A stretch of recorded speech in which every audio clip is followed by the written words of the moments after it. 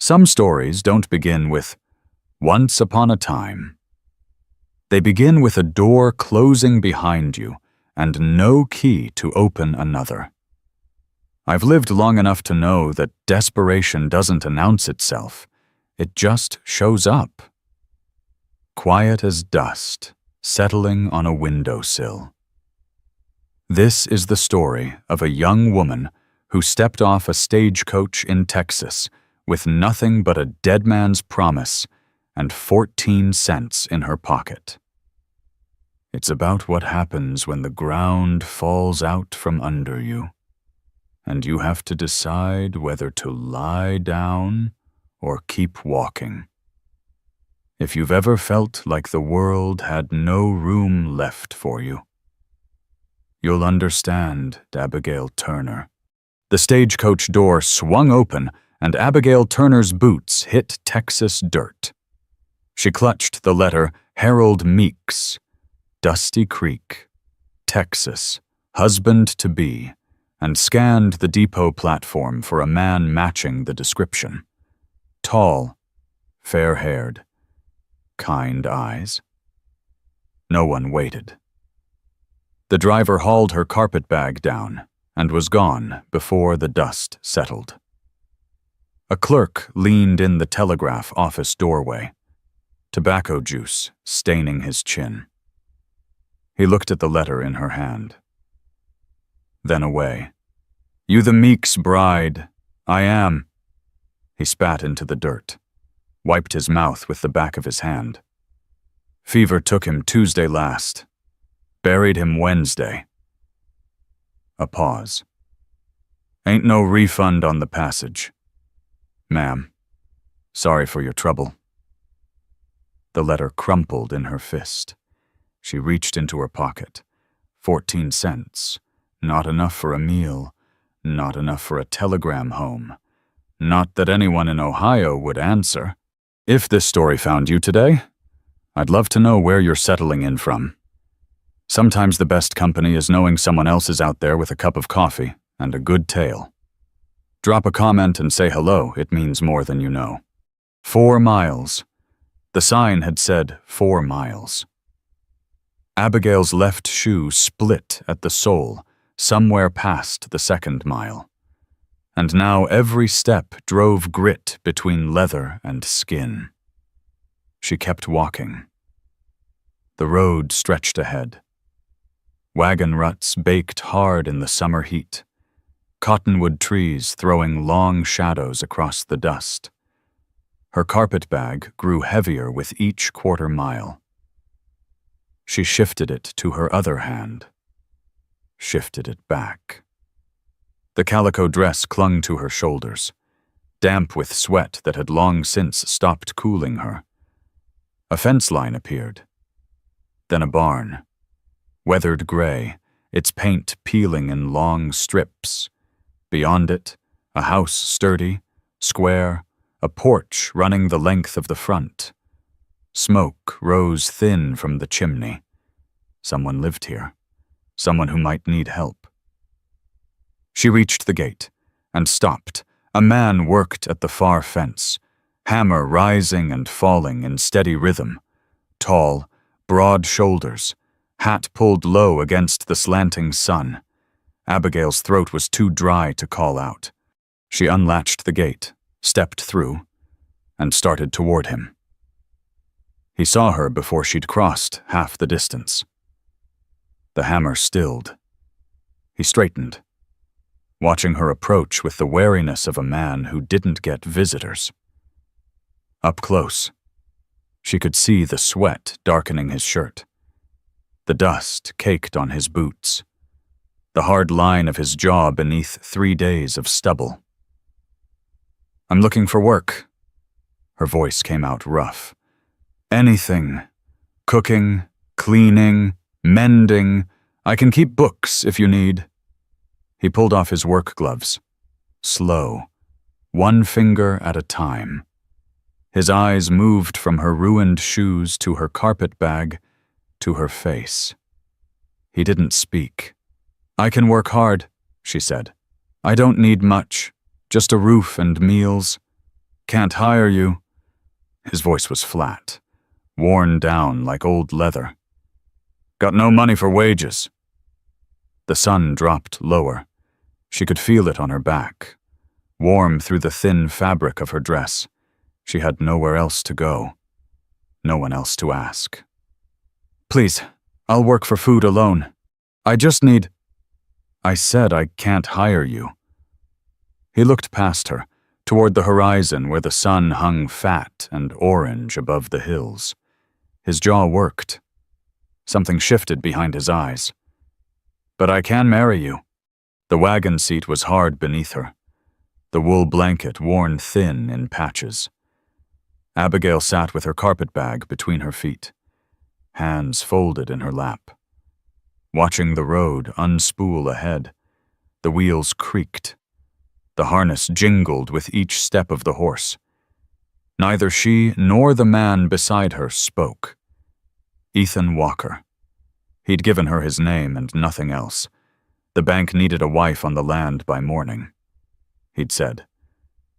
His father had built that ranch from nothing. He wasn't about to lose it. She'd asked no questions. He'd offered no explanations beyond the necessary. The sky deepened from orange to copper to the color of old rust. Abigail watched it change, tracking the sun's slow descent toward the hills. Somewhere in her chest, something had gone quiet, the panic, the desperation. All of it flattened into a dull hum she couldn't name. She was going to marry a stranger. The thought sat in her mind like a stone in still water. She turned it over, examined it, found nothing useful. Her hands stayed folded. Her breathing stayed even.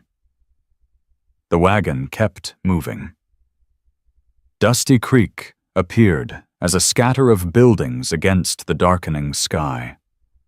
A general store, shuttered for the evening.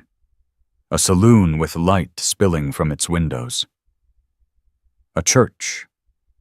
White clapboard, steeple pointing toward the first stars.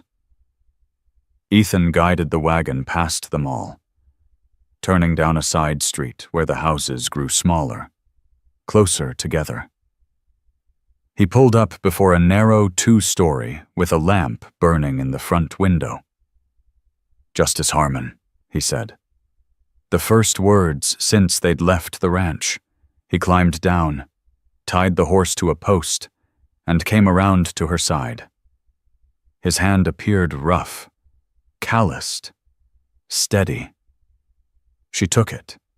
Her feet found the ground. The door opened before they reached the porch. A man stood in the lamplight, gray-haired, spectacles perched on his nose, wearing a vest over his shirt sleeves.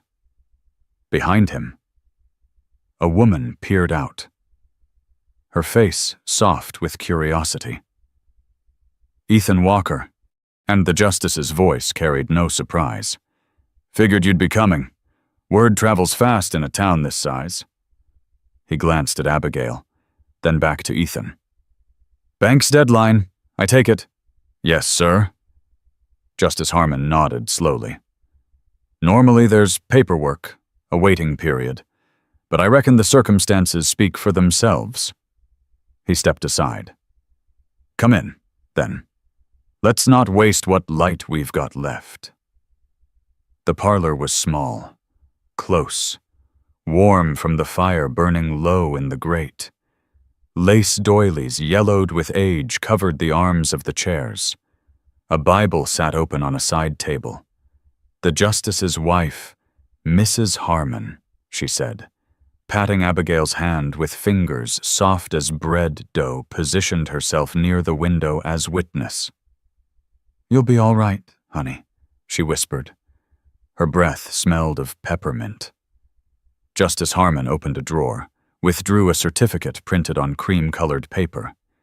He smoothed it flat on the table, uncapped a pen, and looked at Ethan. "Full names are Ethan James Walker." The pen scratched. "And the bride, Abigail Rose Turner." More scratching. The fire popped. Somewhere outside. A dog barked twice and fell silent. "You have a ring." Ethan reached into his pocket. When his hand emerged, something small glinted in the lamplight, a thin gold band. A chip of garnet set in the center. The metal worn smooth at the edges. "Belonged to my mother." His voice dropped, went rough. "She ain't around to give it proper." He held it out. Abigail extended her left hand. Her fingers trembled, she couldn't stop them, and he steadied her with his other hand. His palm warm against her knuckles. The ring slid on. It fit. Still warm from his pocket. Justice Harmon began to speak.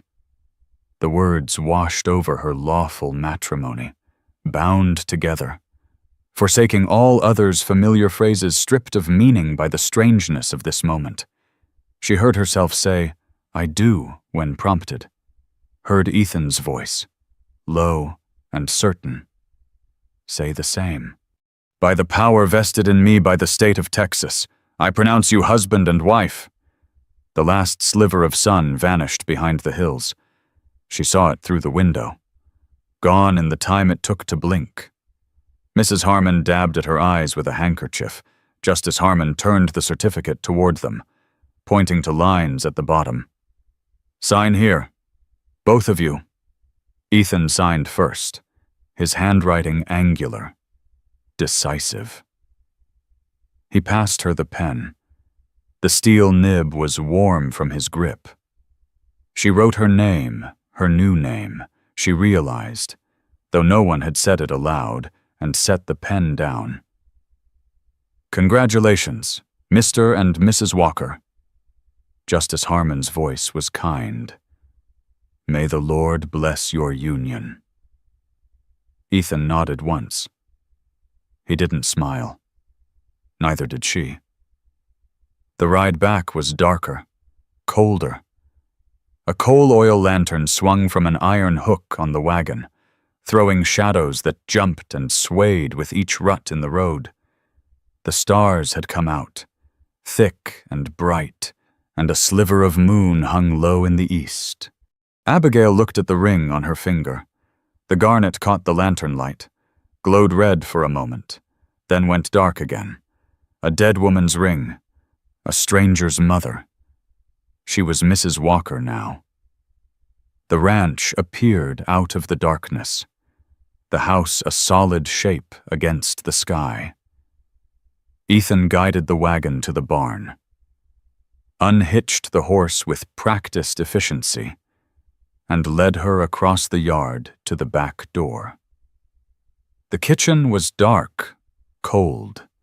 He lit a lamp, and the room took shape around them: cast iron stove, pine table, shelves lined with jars and tins.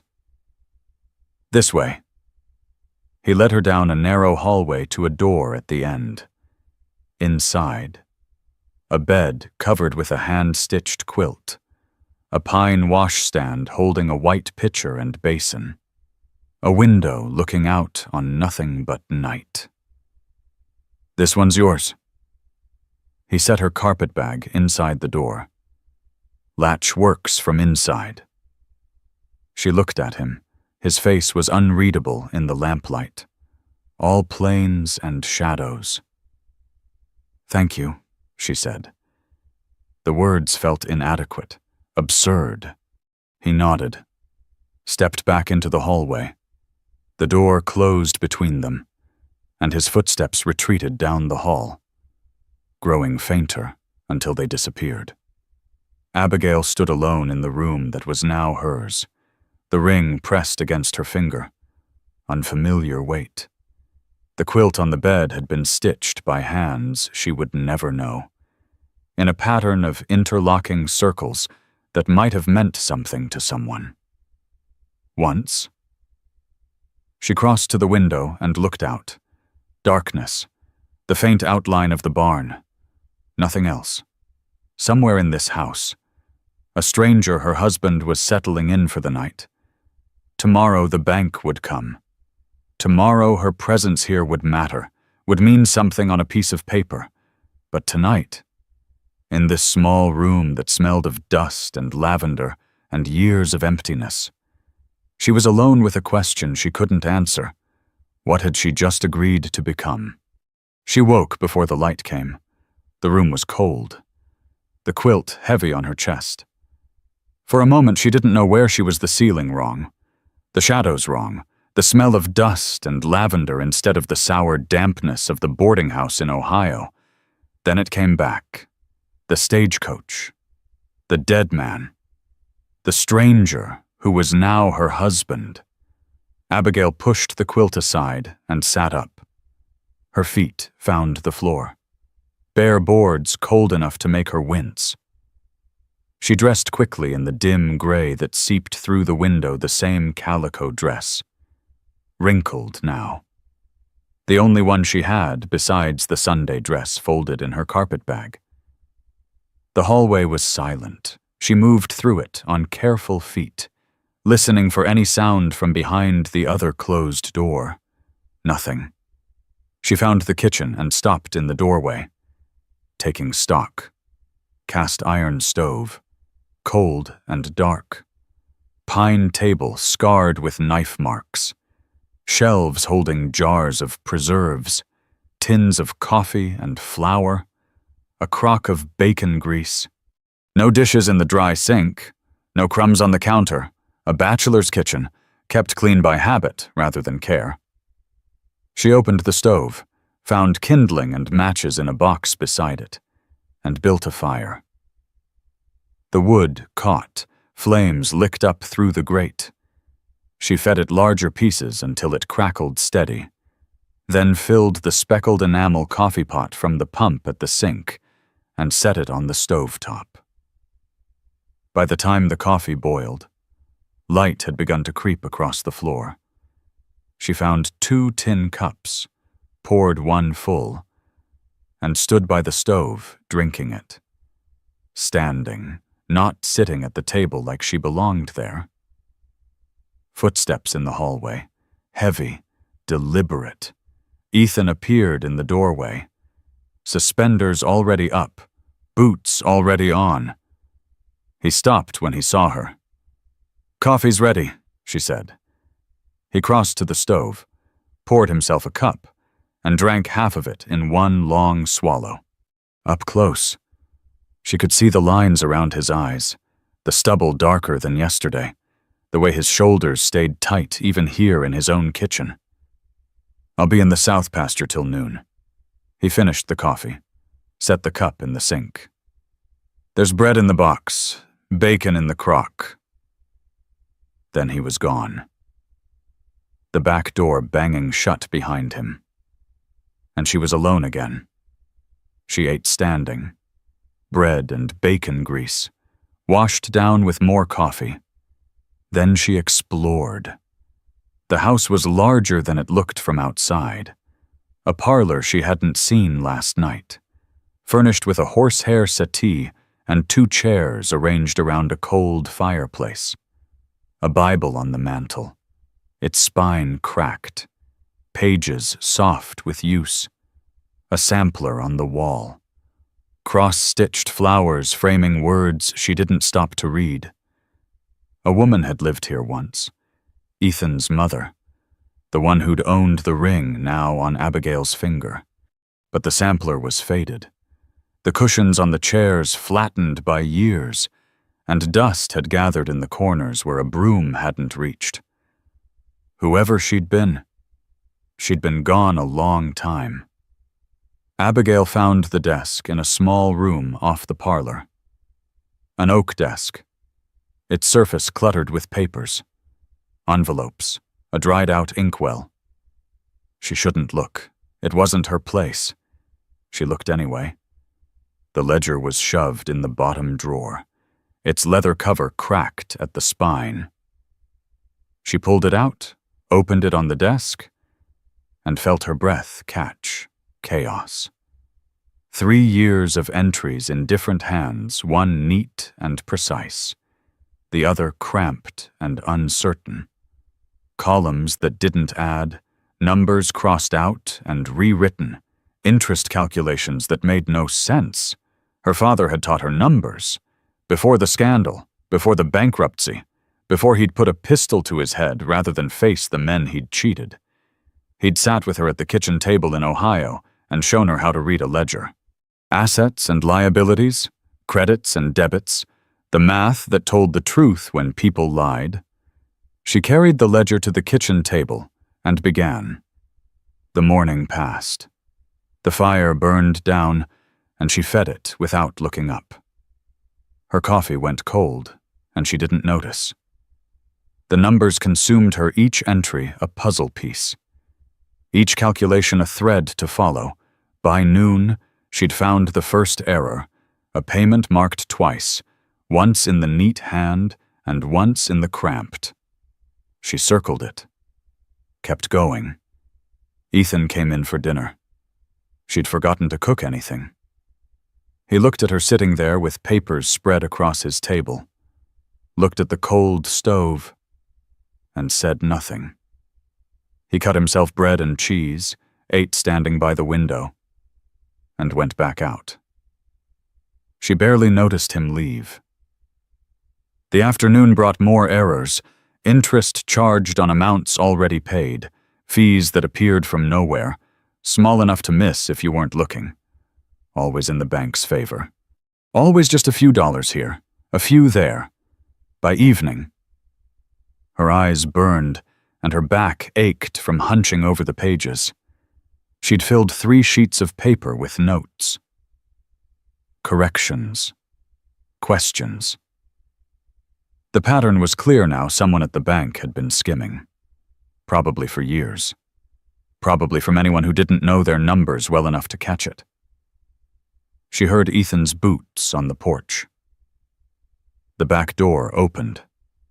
He stopped in the doorway, looking at her the same way he had that morning, like she was something unexpected that had appeared in his kitchen. "They've been charging you wrong."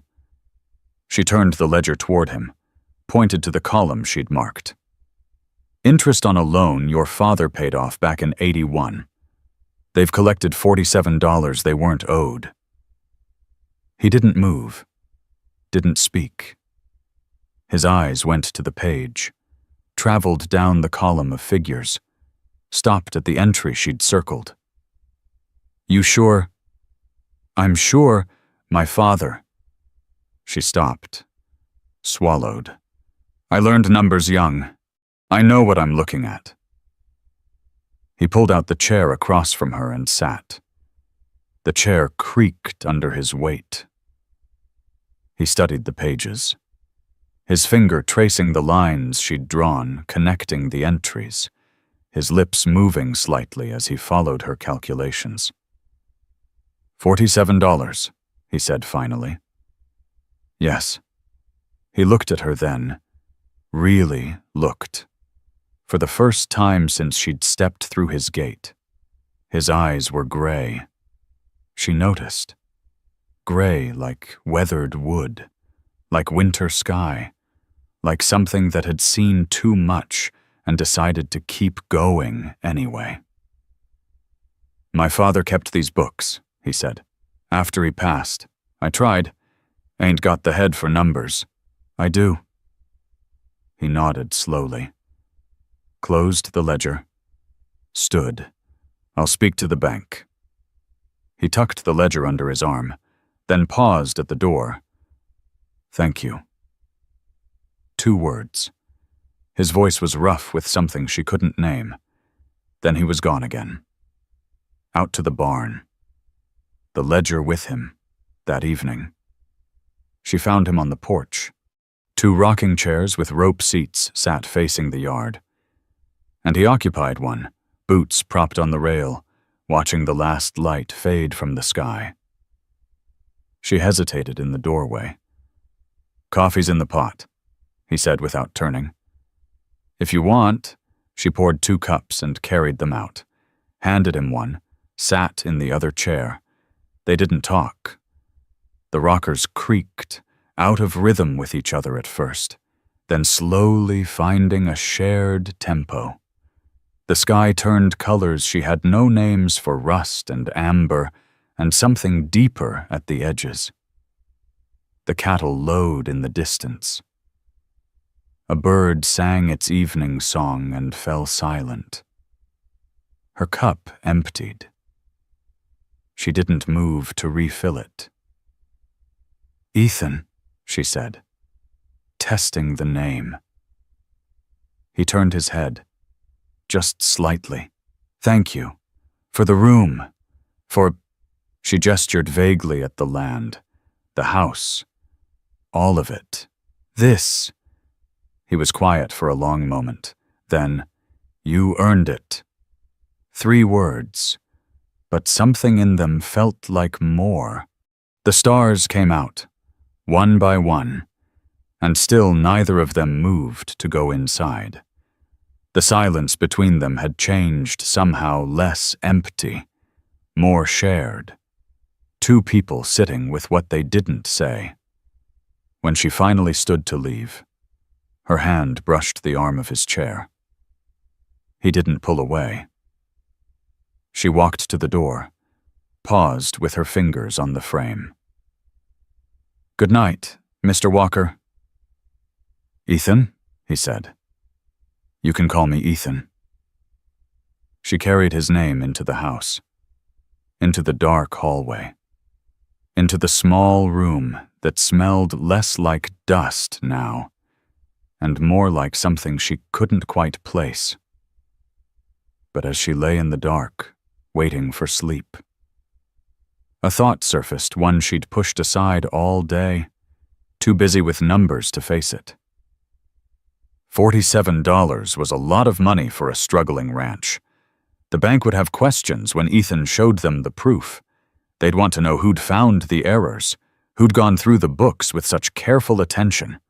And when they learned it was his new wife, the stranger he'd married just yesterday, they'd start asking questions about her. 2 questions she wasn't ready to answer. The weeks found their rhythm. Abigail learned the shape of the days up before light. Coffee on the stove by the time Ethan's boots hit the hallway floor. Breakfast eaten together now at the pine table, scarred with decades of knife marks. He'd leave for the pastures, and she'd turn to the house.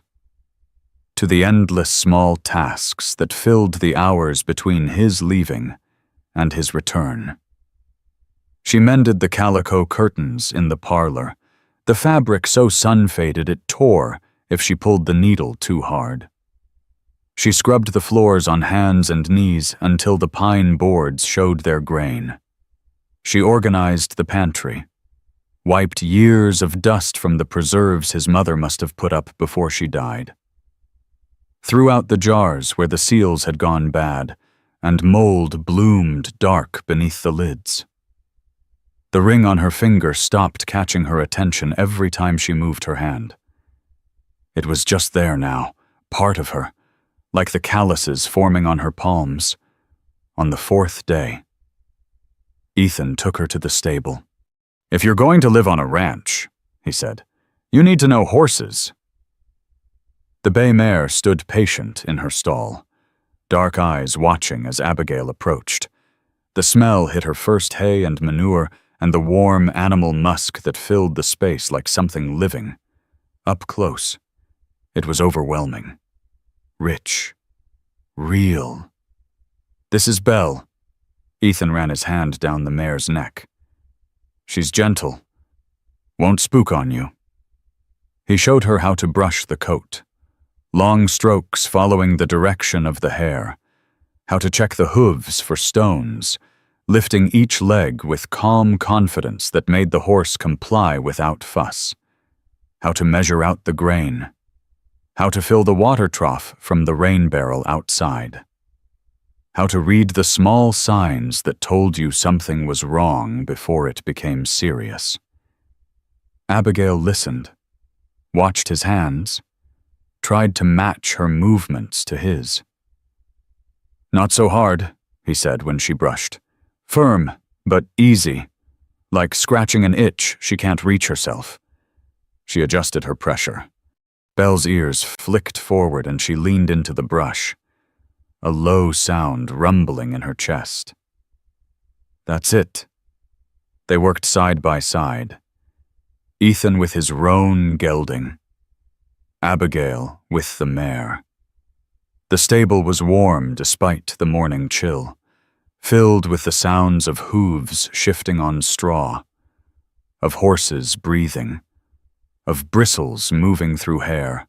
Neither of them spoke beyond what was necessary. It was enough.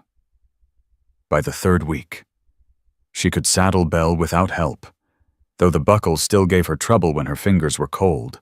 By the fourth, she rode out with Ethan to check the fence lines, her thighs aching by midday, her hands raw from gripping the reins too tight. He didn't comment on her awkwardness, just pointed out landmarks as they passed the creek that marked the northern boundary, the stand of cottonwoods where his father had proposed to his mother 40 years back, the rocky outcrop everyone called Devil's Thumb for reasons nobody remembered anymore. She learned the cattle, too. The black heifer with the white blaze down her face, the old bull with the torn ear who'd survived a fight with something years ago and walked with a hitch in his step ever since, the spring calves that scattered when she rode too close, then crept back, curious, once she'd passed. The land opened around her, vast and brown and nothing like Ohio. No trees crowding close, no neighbors near enough to see, just grass and sky and the wind that never quite stopped moving across the hills. On Sundays, she cooked. The first attempt went badly, biscuits hard as stones, gravy lumped with flour she hadn't stirred enough. Ethan ate it all without complaint, mopping up the gravy with bread from the day before because the biscuits were beyond saving. She wanted to apologize. He just asked if there was more coffee. The second Sunday was better. Roast beef from the smokehouse, potatoes soft from the root cellar, carrots that fell apart on the fork. Biscuits that actually rose this time, golden on top, tender inside. Ethan finished his plate, looked at the pot still half full on the stove, and got up to serve himself seconds without asking. He didn't say it was good. He didn't need to. They ate together now, every meal, sitting across from each other at the pine table, passing the bread and butter and salt without needing to ask. His silence had stopped feeling like a wall. It was just who he was, a man who'd spent too many years alone to fill space with words that didn't need saying. But he was talking more. Small things at first, the price cattle were fetching in San Antonio, the weather signs he read in the way the clouds moved, the creek that rose 3 days before rain ever reached the ranch because the water came down from the hills. Then larger things. His father had died in the drought of '79. Not from thirst, there'd been water enough to keep a man alive, but from watching his herd thin to nothing over 6 weeks of brown grass and empty sky. 50 head lost before it broke. His father had gone to the barn one evening and not come back till morning. And when Ethan found him, he was sitting on an overturned bucket, hands shaking too hard to hold a cup. He lasted another year after that, Ethan said. But he wasn't the same. Something in him just stopped. Abigail listened. She didn't offer comfort what comfort was there to offer for a grief 7 years old, but she poured him more coffee. And he wrapped his hands around the cup like he was holding on to something solid. She shared nothing of Ohio. He didn't push. The 5th week brought rain. It started in the night, a soft pattering on the roof that grew to a steady drum by morning. Abigail woke to gray light and the smell of wet earth coming through the window she'd left cracked open. The air had changed cooler, thicker, carrying something green and alive that made her chest loosen in a way she didn't understand. Ethan was already gone when she came to the kitchen, his coffee cup empty in the sink.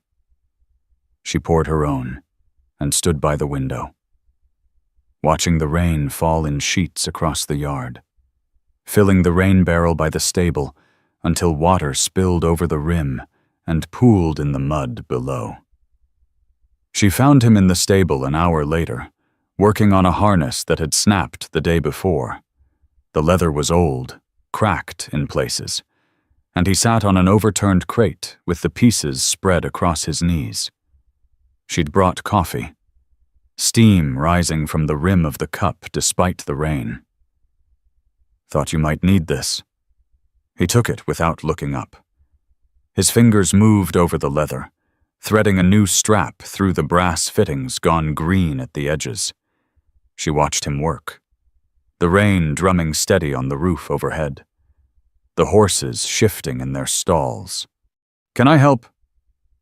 He glanced at her, then at the tangle of straps and buckles on the bench beside him. "Know anything about harnesses?" "No. Then you can learn?" He handed her a broken buckle, a strip of new leather, a small tool she didn't recognize, showed her how to punch holes through the leather, how to set the rivets, how to test the join by pulling until the leather creaked, but didn't give. Her fingers were cold, clumsy. The rain had brought a chill that seeped through the stable walls despite the warmth of the animals, and she fumbled the buckle twice before getting the leather threaded right. "Pull through first," Ethan said. He reached over. His hand covered hers warm, calloused, steady. "Then loop." His palm pressed against her knuckles. She could feel the roughness of his skin, the strength held careful, the warmth that cut through the cold in her fingers. The leather slid into place beneath their joined hands. "Like that," he said. His hand stayed. One breath. Two. Then it was gone. And he was back at his own work, and the rain kept falling. And neither of them spoke about what had passed between them, but she remembered. The weight of his hand, the way his voice had dropped, the half-second of stillness before he pulled away, that night. Lying in her room with rain still tapping at the window. She caught herself doing something she hadn't done since she'd left Ohio. She was looking forward to tomorrow. The thought should have brought comfort. Instead, it settled in her chest like a stone, because she knew how this worked. She'd watched it happen with her father, the slow building of something good, the careful accumulation of ordinary days, and then the single moment when everything fell apart. She'd let herself start to believe, and believing was dangerous, because her father had believed too, had built a life on promises and numbers that didn't add up, and when the truth came out, he'd chosen a pistol over facing what he'd done. Ethan didn't know. He'd married a stranger to save his land, and he'd been kind. And he was starting to look at her in ways that made her breath catch and her hands go still. But what would happen when someone told him the truth? In a town this small, where word traveled faster than weather, it wasn't a question of if, only when. The rider appeared on the road just past 10 in the morning. Abigail saw him from the kitchen window where she stood drying the breakfast dishes. A dark figure on a dark horse, moving at an unhurried pace. Dust rising behind him in a thin cloud. City clothes she could tell even at this distance by the way he sat the saddle. Stiff and awkward.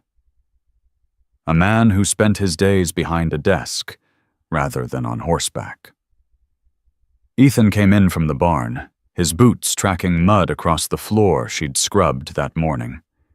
He looked out the window, and his jaw went tight. "Bank," he said.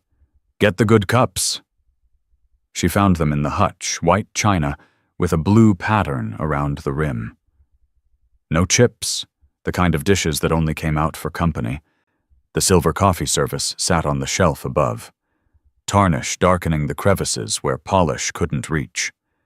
She carried it all to the kitchen, filled the pot with fresh coffee, arranged the cups on a tray with a lace doily gone yellow at the edges.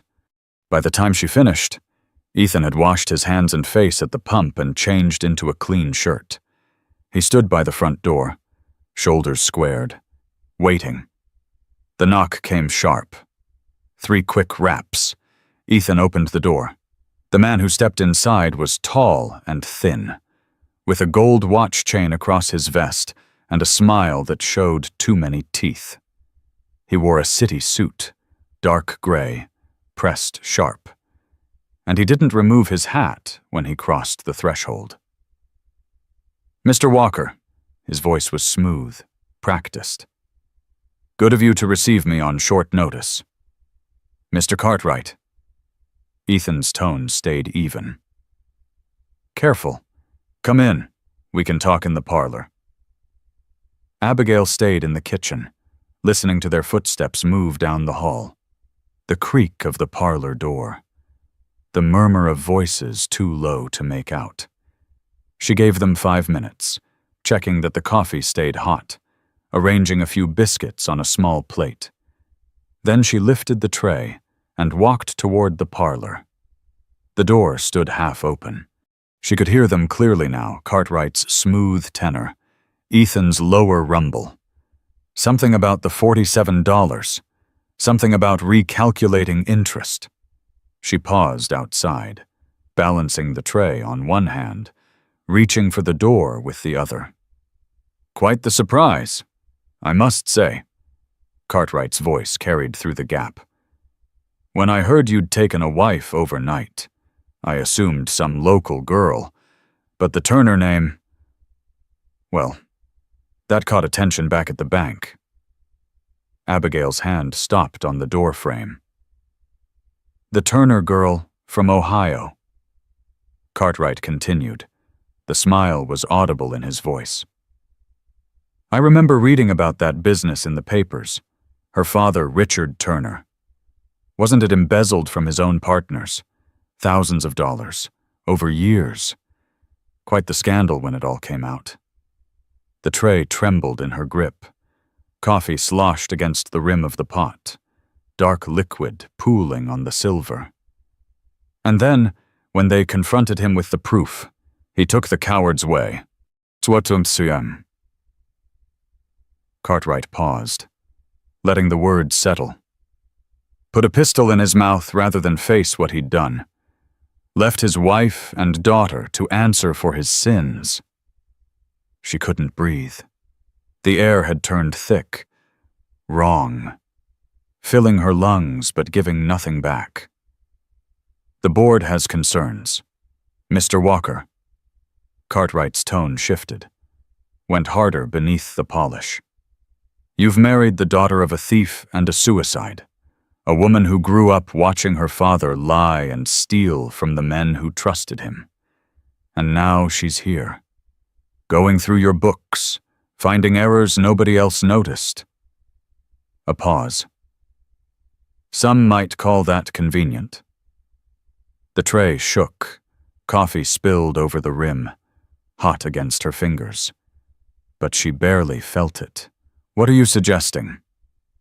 Ethan's voice came low, dangerous. "I'm suggesting nothing. Merely observing. The board looks at risk.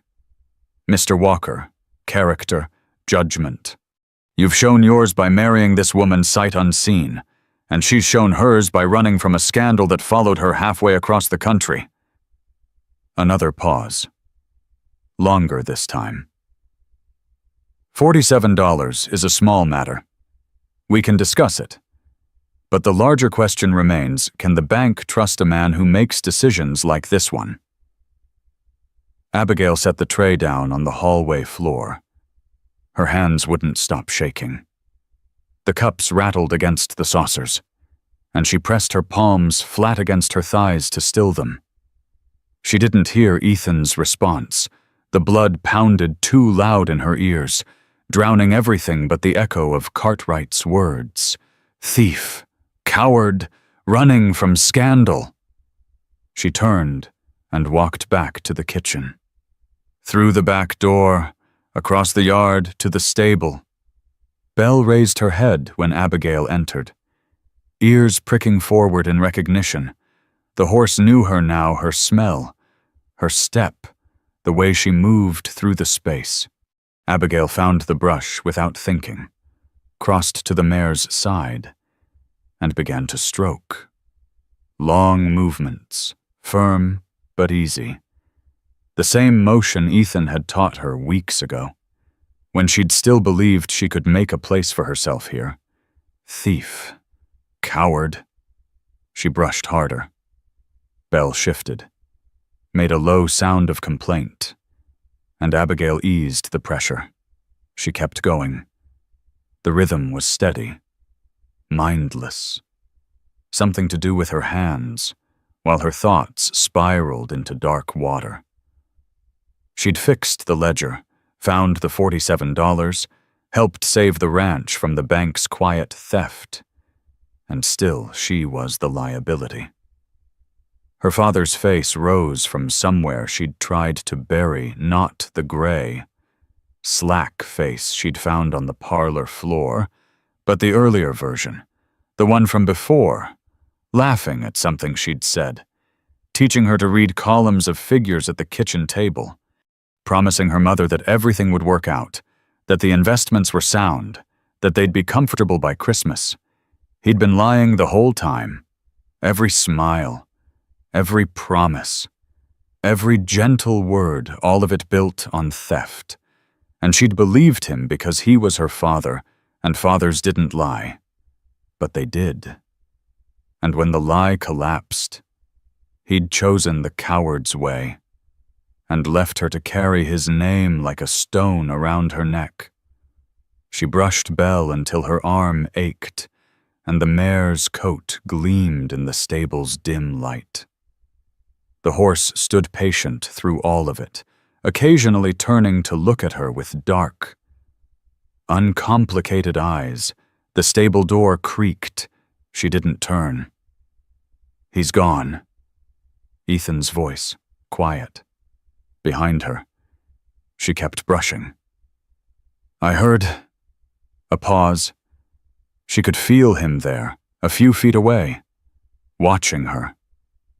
The silence stretched between them, different now from the comfortable quiet they'd built over weeks of shared meals and evening porches. What he said about your father is true. The words came out flat, stripped of everything. All of it. He stole from his partners.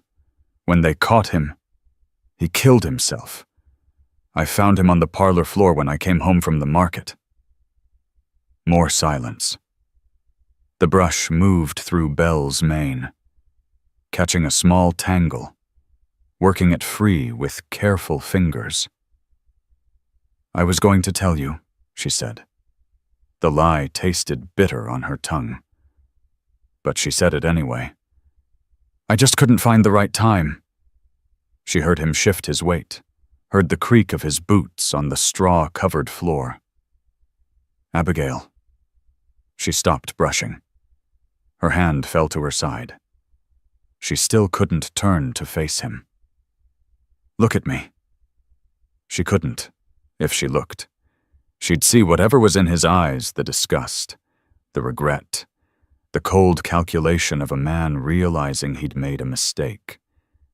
She'd seen that look before, on the faces of neighbors in Ohio who'd stopped nodding when she passed, on her mother's friends who'd quit coming to call, on everyone who'd known her father and decided his sins belonged to her too.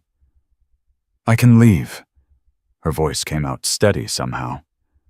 I can be gone by morning. Tell the bank it didn't work out. Find someone else. Is that what you want? The question hung there, strange and unexpected. She turned finally and looked at him. He stood in the doorway, backlit by afternoon sun, His face was hard to read, all shadow and sharp angle loose at his sides.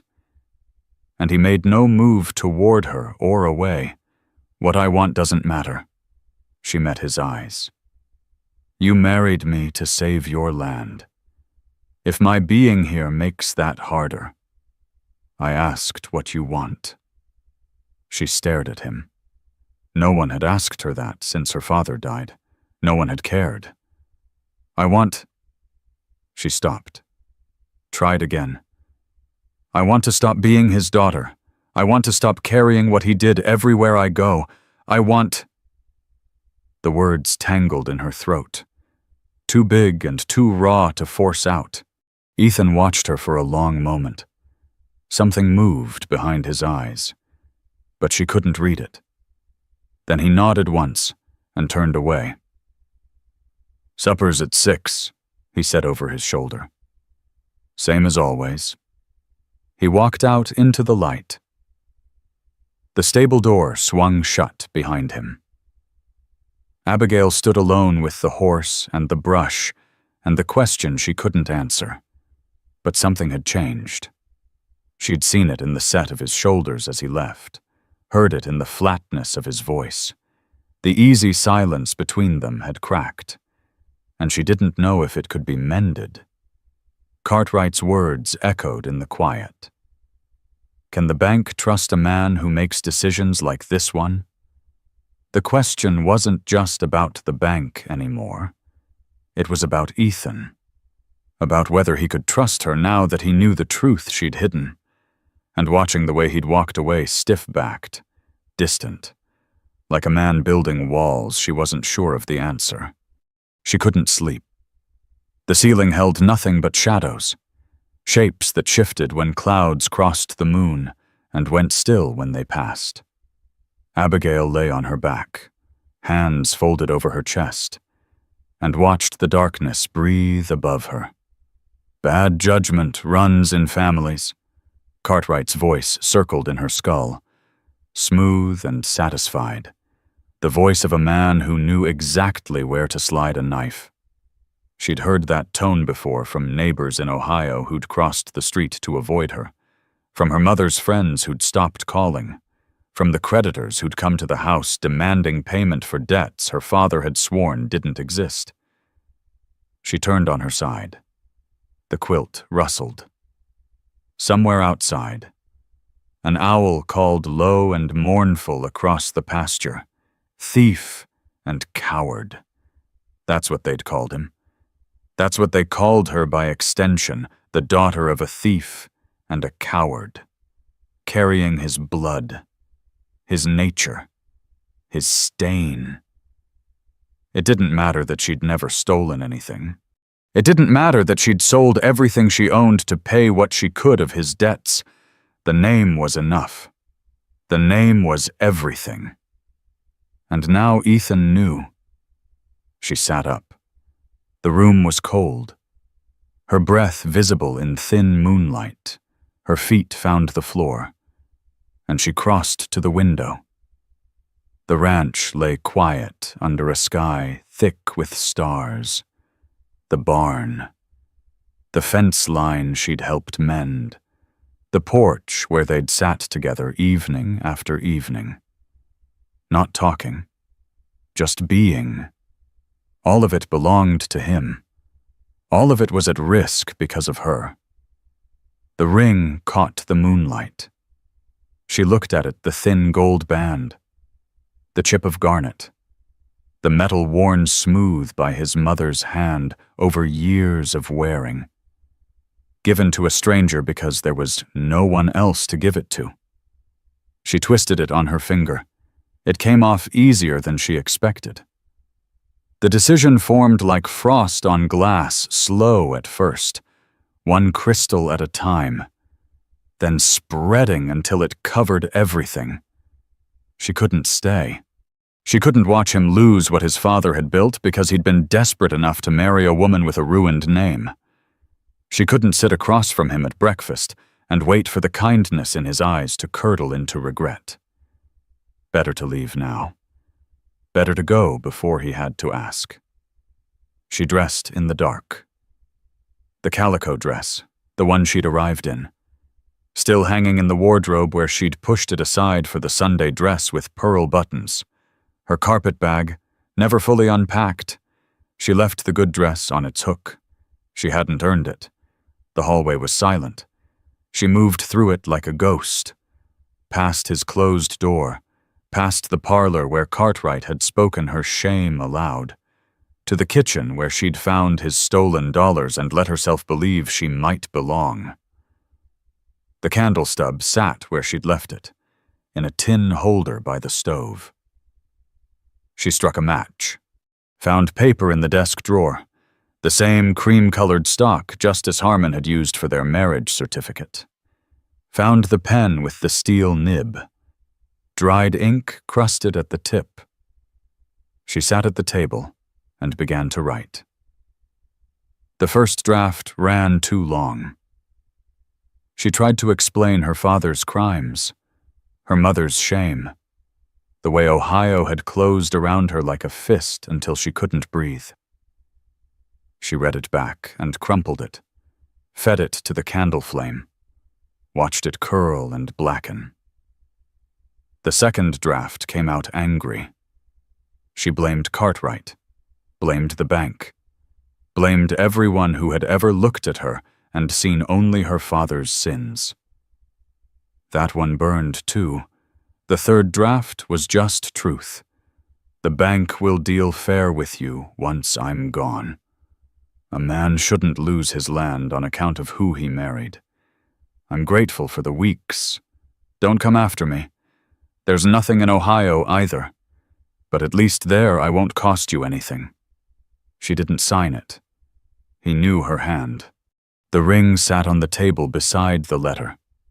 She looked at it for a long moment, the garnet dark in candlelight, the gold band catching small flickers of flame. Then she placed it on top of the folded paper, centering it carefully, and stood. Her finger looked wrong without it, pale where the ring had been. A thin band of lighter skin marking where she'd let herself pretend. She blew out the candle. The back door opened onto darkness. The air hit her face, cold and damp, and she realized the fog had rolled in thick enough to swallow the barn, thick enough to taste on her tongue. She couldn't see more than 10 feet ahead. She stepped off the porch. Her foot found mud. The rain from last week had left the yard soft, and her boot sank to the ankle. She pulled it free with a wet sucking sound, stumbled forward, and her other foot went deeper. The carpet bag swung against her hip, throwing off her balance. She staggered, tried to catch herself, took another step. The ground gave way. She went down hard, knees first, then hands, then face. The mud was cold and thick, black in the darkness, and it filled her mouth, her nose, her eyes. She coughed, spat, tried to push herself up, and her hand sank deeper. The carpet bag had fallen somewhere beside her. She couldn't see it. She couldn't see anything.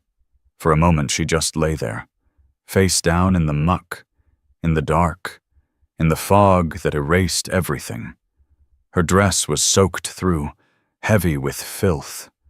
Her hair hung in wet ropes around her face. The mud stank of manure and rotting grass, and it coated her skin, her clothes, everything she was. This is what you are. The thought rose unbidden, vicious as a blade.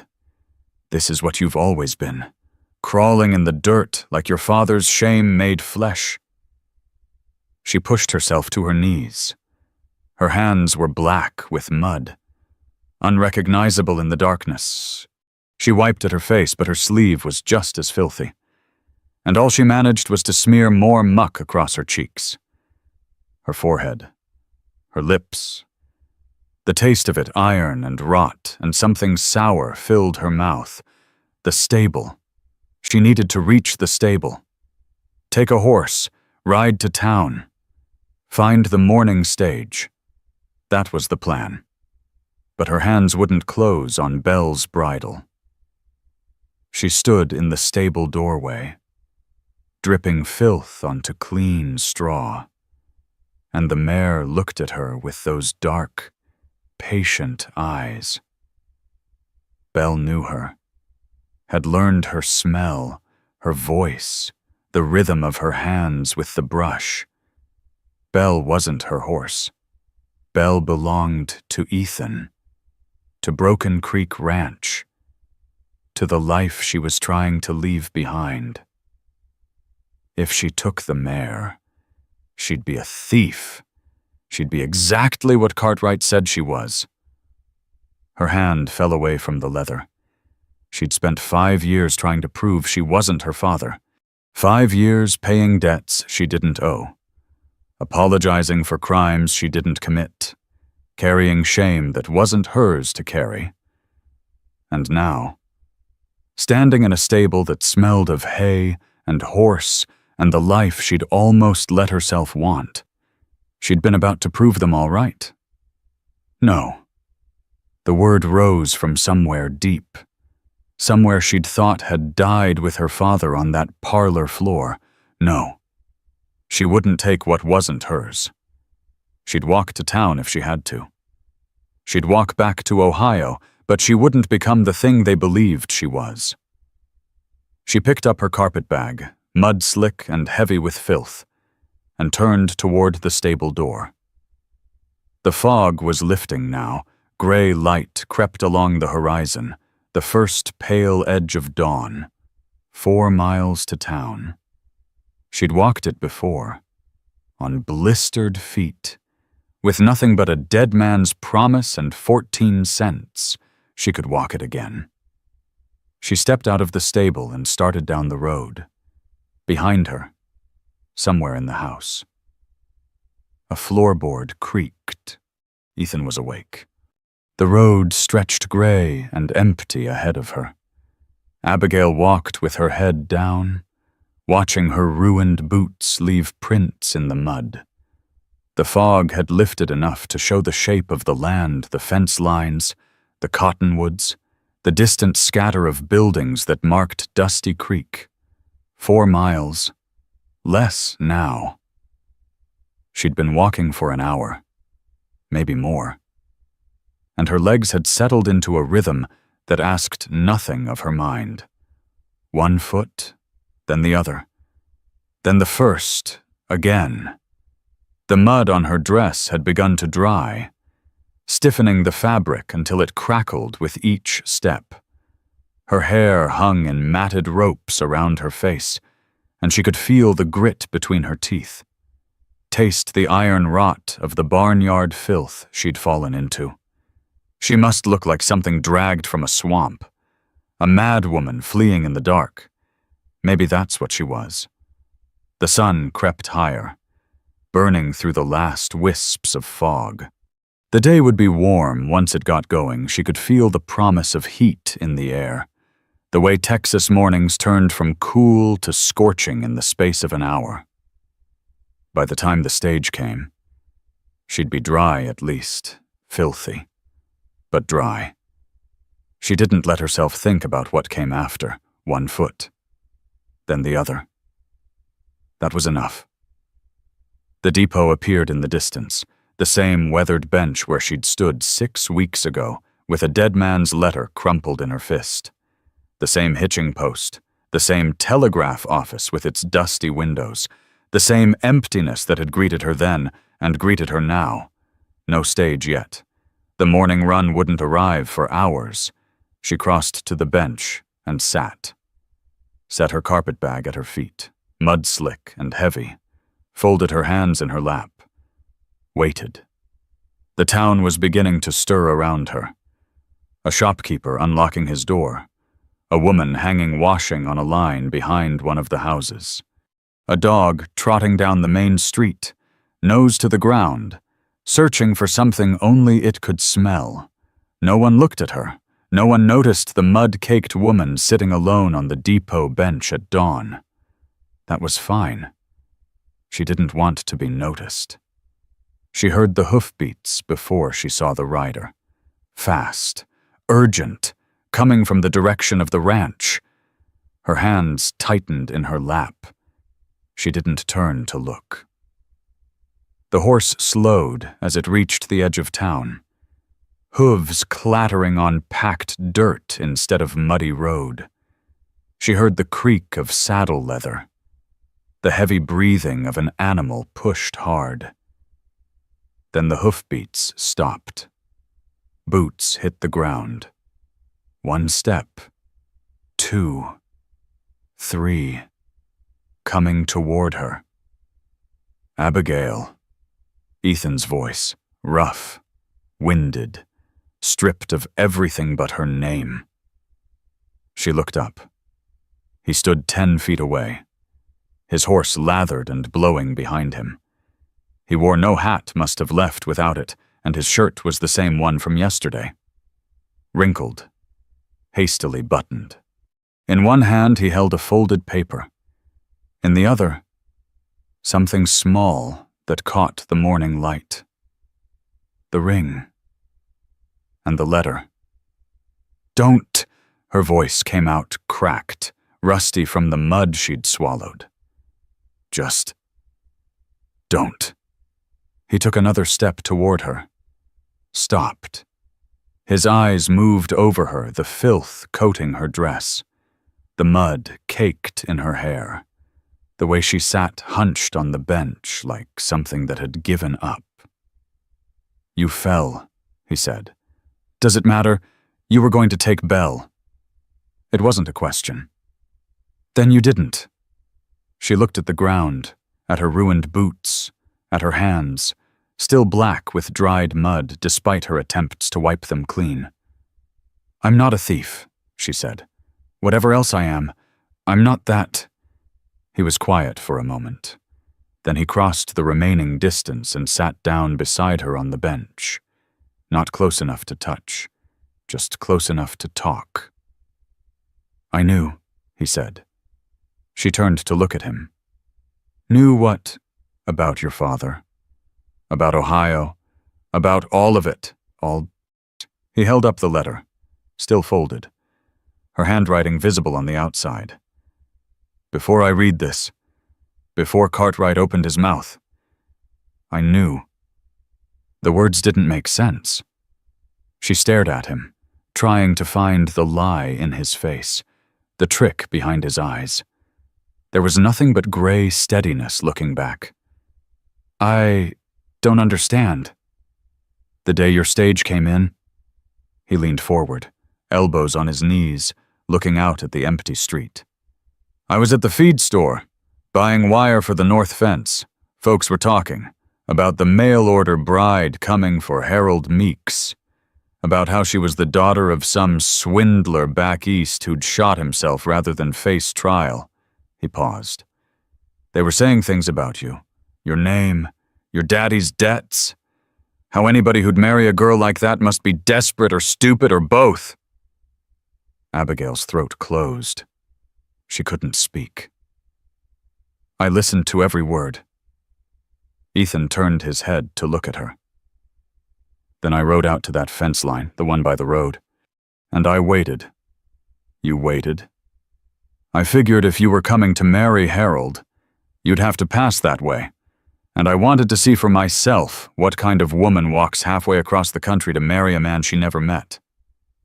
She remembered that day, the endless road, the blisters forming on her feet, the gate, and the man mending fence, and the way he'd watched her approach with wariness in his eyes.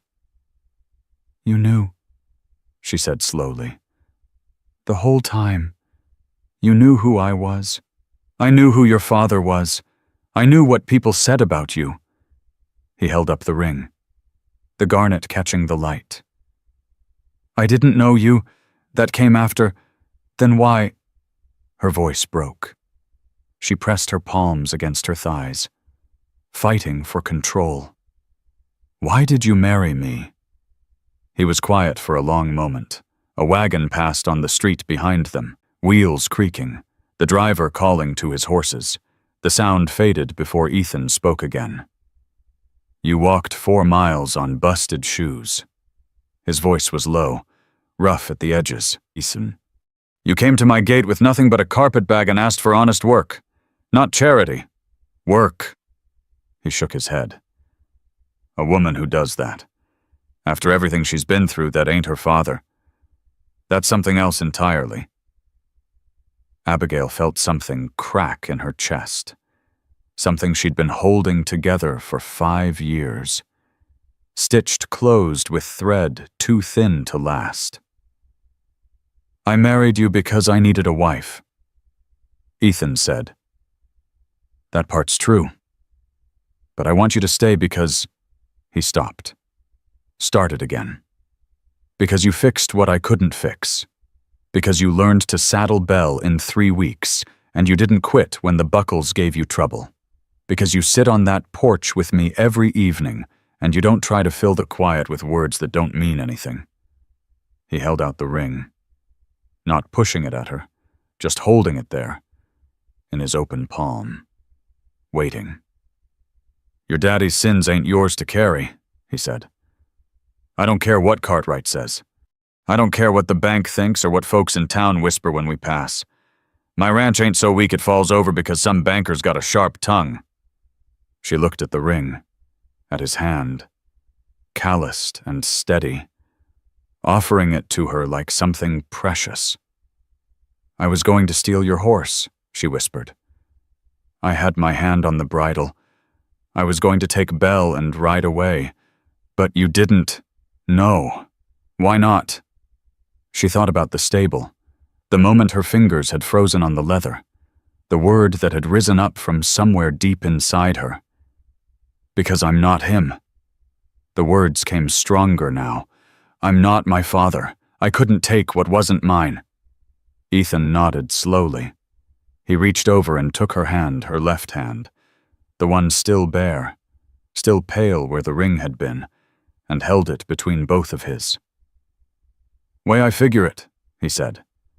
Family ain't one person carrying all the weight, while the other just watches. It's 2 people choosing to stay. Every day. Even when staying's the hardest thing. He slid the ring onto her finger. It fit the same as before. Warm from his pocket, snug against her skin. But this time felt different. This time she wasn't taking it because she had no choice. This time she was choosing it. Will you stay? He asked. The question hung in the air between them, behind her. The town was coming fully awake, more doors opening, more voices, the distant clatter of the general store's shutters being thrown back. The stage would arrive in a few hours. She could still get on it. She could still leave. She looked at Ethan, at his unshaven face and worried eyes, and the shirt stained with dust from riding hard to catch her. At the hand still holding hers like he meant to keep holding it. Yes, she said. I'll stay. They rode back together. Ethan had brought his roan, and Abigail sat behind him on the saddle, her arms around his waist, her cheek pressed against his back. The horse moved at an easy walk, unhurried now that the chase was over. The sun climbed higher with each mile, burning off the last traces of morning mist, warming the mud-stiffened fabric of her dress until it began to soften against her skin. She didn't speak. Neither did he. But the silence between them had changed no longer the careful quiet of strangers sharing a house, but something closer, more certain. The silence of 2 people who had said what needed saying and could rest in what remained. The ranch appeared over the last rise, the house and barn solid against the blue sky. Smoke rose thin from the kitchen chimney, the fire she'd left banked last night, still burning. Everything looked the same as it had when she'd left in the dark. Everything looked different. Ethan guided the horse to the barn, dismounted, and helped her down. His hands were steady on her waist, and she let herself lean into them for just a moment before finding her feet. "You need to wash up," he said. His voice was quiet, ordinary. "I'll put coffee on." She nodded, crossed the yard to the pump by the back door, and worked the handle until cold water gushed out. She cupped it in her hands and splashed her face, felt the mud loosen and run in dark rivulets down her neck. Again and again she pumped, scrubbing at her cheeks, her forehead, her hair, until the water ran clear and her skin stung from the cold. The dress was beyond saving. She went to her room. Still, despite everything, and changed into the Sunday dress with the pearl buttons, the one he'd bought for her in town, the one she'd left behind when she tried to run. When she came to the kitchen, he was standing at the stove, watching the coffee pot. 2 tin cups sat on the table. The letter she'd written was nowhere to be seen. "Porch?" he asked. "Porch." They carried their cups outside and settled into the rocking chairs, the same chairs where they'd sat so many evenings before. The sun was higher now, warm enough to drive the chill from the air, and the yard stretched out before them familiar, unchanged. Home. Abigail took a sip of her coffee. It was strong, the way he always made it, bitter enough to make her eyes water. She drank it anyway. "Why didn't you tell me?" The question came out before she could stop it. "If you knew from the beginning, why didn't you say something?" Ethan rocked his chair slowly, looking out at the pasture where the cattle grazed in the morning light. A long moment passed before he answered. "Because knowing and believing ain't the same thing." His voice was quiet, thoughtful. "I could have told you I didn't care about your daddy's sins. Could have said the words every day for a month. But you wouldn't have believed me. You'd have thought I was just being kind, or that I didn't really understand, or that someday the truth would sink in and I'd change my mind." He looked at her then, and his eyes were steady, gray as weathered wood. "You had to see for yourself that you didn't break nothing here. Had to wake up every morning and find everything still standing. Had to fix my books and mend my fences and sit on this porch and realize that nothing fell apart just because you were around." She turned the ring on her finger. The garnet caught the light, glowed red for a moment, then went quiet again. "I spent 5 years believing I was cursed," she said. "That wherever I went, I brought ruin, that my father's shame was mine to carry." "That's a heavy load." "It is. You ready to set it down?" She looked at him, at his unshaven face, his rumpled shirt, his hands wrapped around a tin cup of coffee like he was holding on to something solid. He wasn't handsome, not in the way men in stories were supposed to be handsome, but he was real. He'd ridden hard to catch her, and now he sat beside her like he had all the time in the world. "I ain't my father's ghost. Ethan." The words came out steady, certain. She'd never said them before, not to anyone, not even to herself. But they were true. She knew that now. He nodded slowly. "No, ma'am. You're my wife." The statement hung in the air between them, simple and solid. Not a transaction anymore, not a signature on a certificate or a name on the bank's records. Something else, something chosen. "Way I figure it," Ethan said, "family ain't one person carrying all the weight while the other just watches. It's 2 people deciding to stay. Every day. Even when staying's hard." She reached over. Her hand found his on the arm of the rocking chair, and she took it. His palm was rough, calloused, warm from the cup. She held it like she meant to keep holding it. Neither of them moved to go inside. The coffee cooled in their cups. The sun climbed higher.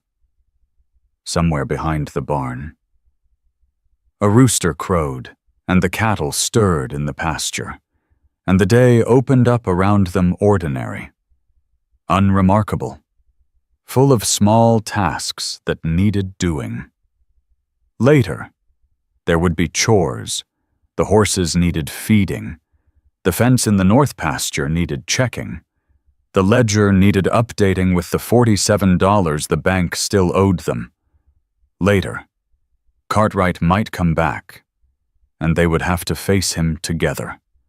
And there would be hard conversations, and harder decisions, and a future that nobody could predict. But that was later. Right now, there was this two people on a porch, holding hands in the morning light, watching the ranch come awake around them. Abigail took a breath. The air smelled of coffee and horses and the clean dust of Texas in summer. It smelled like something she'd almost let herself forget existed. It smelled like home. "I should go feed Belle," she said. "No rush. The fence will still be there in an hour." She looked at him. He was watching the pasture.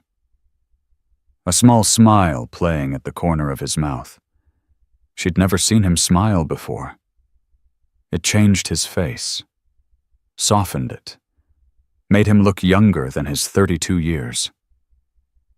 "All right," she said. "An hour." They sat. The rockers creaked, slowly finding the same rhythm. The sun rose higher, burning off the last of the night's chill. And the day stretched out before them, unhurried and full. The ring on her finger caught the light. She looked at it, really looked, for the first time since Ethan had slid it back onto her hand at the edge of town. The gold was worn smooth by his mother's years of wearing. The garnet was small, almost plain, a chip of red in a simple setting. But it fit. It had always fit. She just hadn't let herself believe it. She lifted his hand to her lips and pressed a kiss to his knuckles. His skin was rough against her mouth, tasting of dust and salt and coffee. He turned his head, surprised, and she met his eyes. "Thank you," she said, "for coming after me." "I'll always come after you." His voice was quiet, certain. "Long as you want me to." She laced her fingers through his and settled back in her chair. The rocker creaked beneath her. The coffee had gone cold. But she didn't move to refill it. There was no rush anymore. There was only this, the porch, the morning. The man beside her who had chosen her, not despite her past, but knowing it fully. The marriage that had begun in desperation had become something else. Not perfect, not easy, but hers. And for the first time in 5 years, Abigail Walker let herself believe that she deserved it. There's a quietness that settles after a story like this one. Something tender, maybe a little heavy, sitting in the chest like a memory you haven't thought about in years. That's all right. It doesn't need a name. Many of us have carried things we didn't choose, the weight of someone else's mistakes, the shadow of a name we didn't earn. Some of us have walked into rooms wondering if we belonged there, or loved people who never knew how much courage it took just to stay.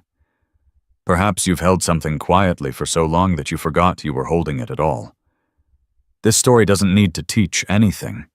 It doesn't need to be resolved or understood.